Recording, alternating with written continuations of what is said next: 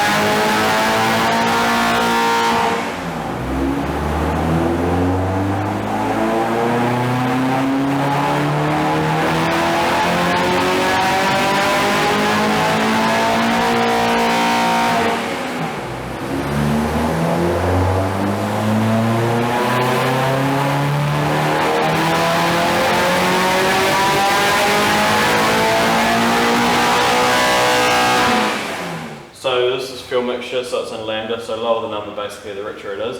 Up here it's pretty good, kicks in VTEC, does actually go a little bit lean and then sort of drops back down to where it would. The great thing about these motors is like even though it's up probably about 4 or 5% a little bit leaner than when I run it, it's not like it's dangerous to it or anything like that. But other than that, like it's good, yeah.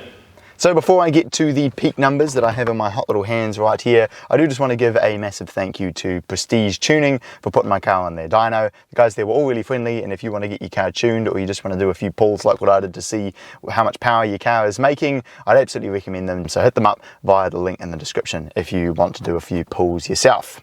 Now, in terms of the peak numbers, we are looking at 150.3 kilowatt and 242.7 newton meters, which given factory is 140 kilowatt and 223 newton meters at the crank, and these numbers of course are at the wheels. I was pretty happy with that. I thought that was pretty darn good. And if we have a look at the graphs that they gave us, you can see it builds a pretty steady amount of torque, and then right before VTEC, just here, there's like a torque dip, which I think is actually programmed in by my Sergo Bow ECU on purpose. And then when you hit VTEC, it just goes, bah, like shoots right up to 242, and then of course really dies after that, as you would expect. Power is a pretty much dead straight line, which is pretty nice. And this is what I keep talking about in my videos, where the power of this car is just so smooth and linear, and really the only blip is when it hits VTEC right here. You can see it sort of tapers off a little bit like with the torque dip over here, which is odd because you don't really feel it when you drive it. But then when you hit VTEC, it shoots up again, makes power all the way to 6,000, tapers off a little after that. But then, you know, it's, yeah, in general, actually it runs really well. It's very smooth.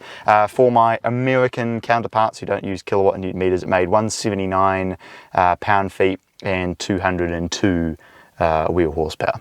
And it's quite interesting now because seeing what the engine is actually doing suddenly all starts to make sense, because, you know, right from about 3,000 RPM, the thing is packing over 200 newton meters of torque, and then it builds up to about 4,000, and between about 4 and 6 it's making its peak torque, and then after that it moves into the power, and right from sort of 6,000 all the way to redline it's holding a solid 150 kilowatt. And when you drive the thing, you can really feel that, because right from about 2,500, 3,000, I've always said that you just feel this wave of torque that hits you, and it holds it all the way until about sort of 5,500, 6,000 RPM, and then you feel the power really starting to take over. But you put your foot down and you just watch the speedo just go like this.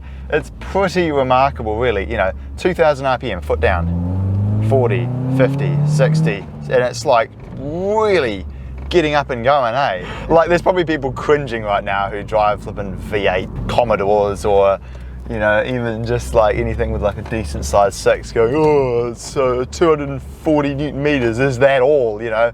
But I guess knowing that it is quite a small 4-cylinder engine with only some very basic mods, and then you drive it and you feel just how well it goes. It's just like the power line is basically dead flat until 6,000, where it just stays flat from then on. It's just like just a perfect power band for into VTEC 5, 6, 7, 8,000 RPM. Oh, it gets up to speed, man. I guess the question now is, where to next? Supercharger anyone?